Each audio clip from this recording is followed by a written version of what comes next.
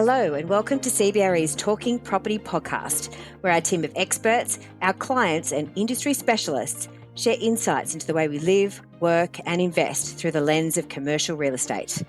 I'm Catherine House, CBRE's Australian Communications Director, and I'm your host for this latest Talking Property episode.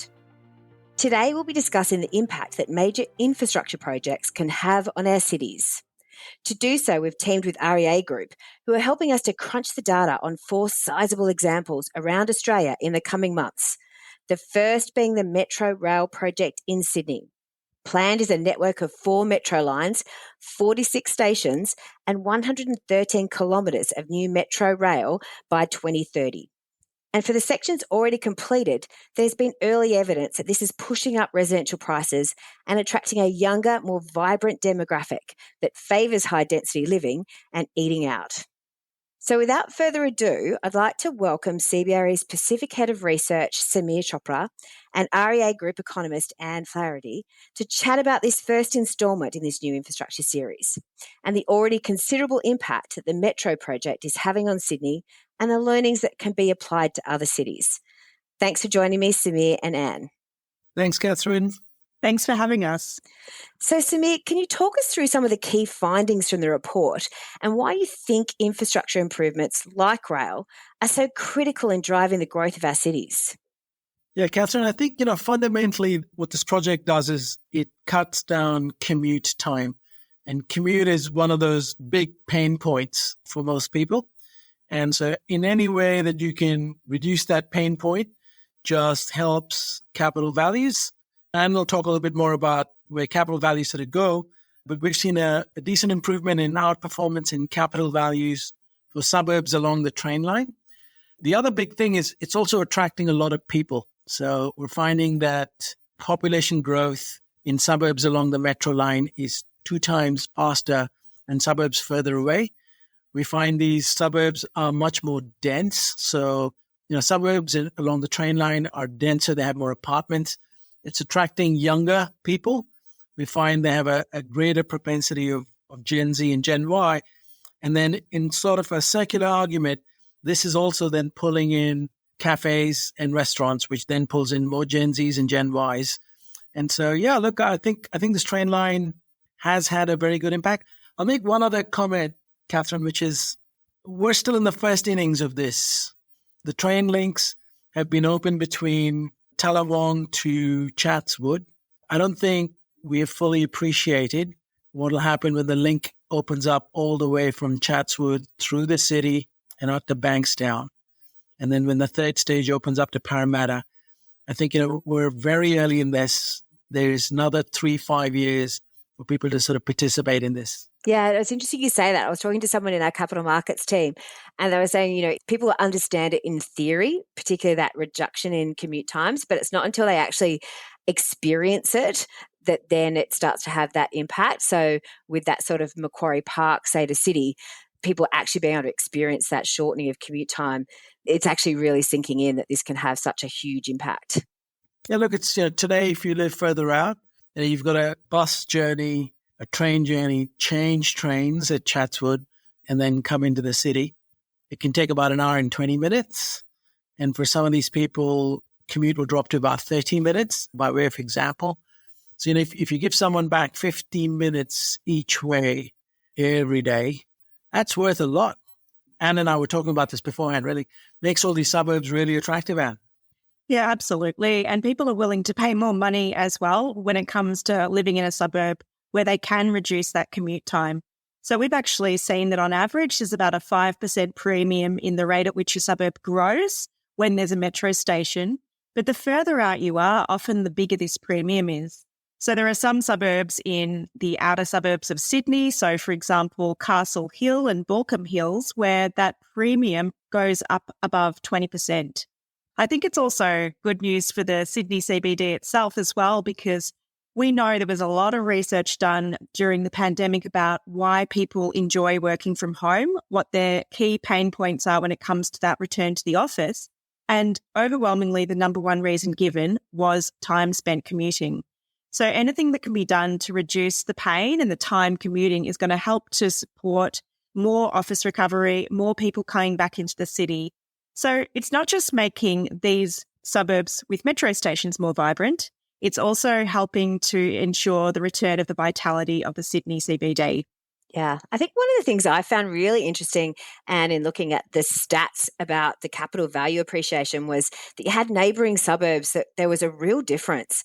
So if you compared, say, Crow's Nest and Camaray, or Castle Hill and Borkham Hills, the suburbs that were closest to the metro line had a really significant capital appreciation benefit. Yeah, that's right. It was really quite astonishing to see such a staggering difference in capital growth between suburbs that do just neighbour each other, so offer very similar lifestyle amenity. So the addition of a train station makes a suburb much more desirable to live in, and people are willing to pay a lot more money to actually purchase in a suburb where they do have access to a rail station. Yeah, and I think we'll see that continuing to play out as it's more established, as we get more of the metro line up and running.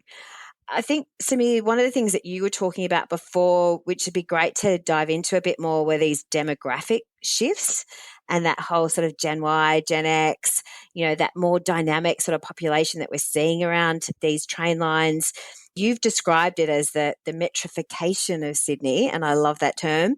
Can you talk us through how that's playing out and the changes that this is driving? Yeah, look, Catherine, I think part of it is, as these new metro stations are developed, there's a lot of other property development around the stations as well. You often get good shopping centers, more retail footprint, better cafes and restaurants, and gyms, which tends to pull in these Gen Z and Gen Y type. But the other one that I would say is many of the younger cohort often are not very interested in driving. We are seeing a lower percentage of them take up driving licenses. Many of them are less prone to owning cars. And so if you can cut your commute and be close to a very good public transport system, then it's kind of liberating in some ways for many of these people. Absolutely. And particularly with petrol prices at the moment as well. I did get a big shock when I put petrol in the other day. So Yes. So, Anne, you've talked to us about the shifts to date in the capital value appreciation, but it'd be great to get into that in a bit more detail. So, how best can investors capitalise on the metro, and what should they be looking at, do you think? Where should the smart capital be looking at the moment? You're right. It is something that investors take very close consideration of. And in fact, one of the things that often drives an increase in investment is when a new rail station is announced. So we've seen this in Melbourne, for example, where a lot of our train lines have been extended. As soon as a new suburb train station was announced, you'd see suddenly an increase in interest in people looking to buy in those suburbs, not just investors, also people who are thinking about what's going to change in this suburb down the line. Affordability is a massive issue for a lot of people looking for a house or a unit to live in. And we've seen people moving further and further away from cities because of those affordability issues. So train stations have a really critical role to help here in enabling people to still feel connected into the city, to still be able to commute in, but be able to purchase somewhere that they can actually afford. Yeah, the affordability thing is such a tough one. I was talking to my son about it the other day, and he's just about to turn 22, and I'm like, you're going to have to think about how you can afford to stay in Sydney, or whether you need to move cities. So I think it's a really difficult consideration for our younger people who are wanting to live and work in Sydney as to where they live and how they afford to buy an apartment here. Samir, it'd be really interesting to have a bit more of a chat. You're talking about, I think in the study, one of the things I saw was that you've compared what we're seeing in Sydney to other major cities globally. And there's a couple of case studies in the report. Can you talk us through the lessons that we can learn, I guess, from other cities, and how this might be able to play out in our other markets around Australia? Yeah, look, Catherine, so, we've seen, and actually what sparked the interest here was I was looking at some research into the Dubai metro. So Dubai has had a new train line going about a decade ago, and London has launched the Crossrail recently as well. And our teams in both of those markets have done some analysis. In Dubai, we found, rents were about 15% higher the closer you got to the train. In London, we found the shorter the commute, the better the capital value was. In round numbers, the way I describe it is for every 10% cut in your commute, you get about a 6% better capital value. And that was kind of the maths that we found in the UK. In Australia, we've got a lot of metro type projects underway. So Sydney's got the main metro, and then there's a Parramatta light rail in Sydney as well. In Melbourne, there's two particular train lines being considered. One is a suburban loop, and then there's the airport link. And then Brisbane's got two, including the Cross River Rail. And then Perth's got an initiative with Metronet as well. So I think across Australia, we are starting to see government invest significantly in this. And I think this will be, 1 or 2 decades worth of good investment opportunities for people who are astute. One other thing I'd say in here, Catherine, is just, I don't think we are building enough apartment stock close to these train lines, right? Like even in Sydney, it's about 5,000 apartments per annum around the metro today. That's the supply. We should be doing somewhere between 9 and 10,000 because the metro is such an attractive thing. So I think we're sort of under-capitalizing on the volume of supply that we should bring. And that speaks to Anne's point around affordability, right? One way to increase affordability is to actually increase the volume of stock. Yeah. Yeah, it's probably the most important way to increase affordability. And, the reality is that in Australia for many years now, we haven't had the supply of new homes keep up with our growing population.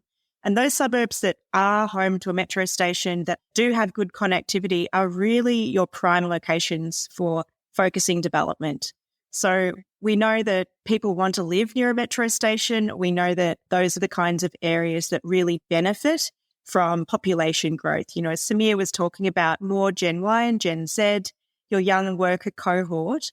So increasing the supply of new apartment dwellings in these locations around the metro line will really, really add a lot, not just for the people living in these areas, but also to Sydney's economy as a whole. And I suppose it's not just the affordability for people wanting to purchase. I mean, build to rent is such a growing sector in Australia at the moment. And Samir, you were saying that we're just not building enough apartments around these metro lines. I'm assuming that this is a really great opportunity for the BTR sector as well to focus on opportunities around these metro stations. Yeah, look, and BTR doesn't need to be, right in the city centre. You can spread these sorts of built-to-rent platforms further out, which is what I'm hoping will start to sort of happen. In Sydney, I'd say the southwest is an area that's kind of ripe for this sort of disruption. The northwest is seeing a lot of development, but not necessarily the southwest. So I think there'll be pockets that need to sort of emerge and really sort of take off because we do have this affordability and just lack of choice right now, given vacancy so low. Maybe that'll help your son out too, Catherine. I think he would love to hear that.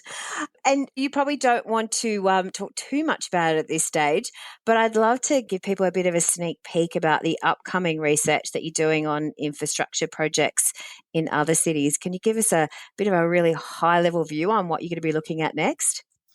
Yeah, look, Catherine, Anne and I are looking at, outside of trains, we're also looking at the healthcare sector. So we're looking at a couple of big healthcare precincts because healthcare can also spark a lot of development. And then the third option is to look at tech. And we're looking at a couple of sort of technology precincts and how that's pulled in commercial, residential into that area as these developments have sort of taken fruit. And there's a big pipeline of healthcare projects and technology projects around Australia. And Melbourne's got quite a few healthcare projects in the hopper. So that's kind of the thinking and looking forward to working with Anne again. Fantastic. Yeah, I think technology is such a huge focus at the moment in health with our ageing population. So it'll be really interesting to see the next couple of reports and the insights that come out of those. So thank you so much for your time, Samir and Anne. Clearly, the Sydney Metro is having, a really outsized impact on the Sydney property market and providing some lessons on how we can harness infrastructure better to deliver outcomes for cities, not just in Australia, but globally. Thanks so much for tuning into this latest episode of Talking Property with CBRE. If you like the show and want to check out more, you can follow Talking Property on Spotify, Apple Podcasts, or your favourite podcast hosting platform. You can also find a link to the Metro report in the show notes. And if you have any questions in relation to this episode or ideas for future podcasts, please email us at talkingproperty@cbre.com. Until next time.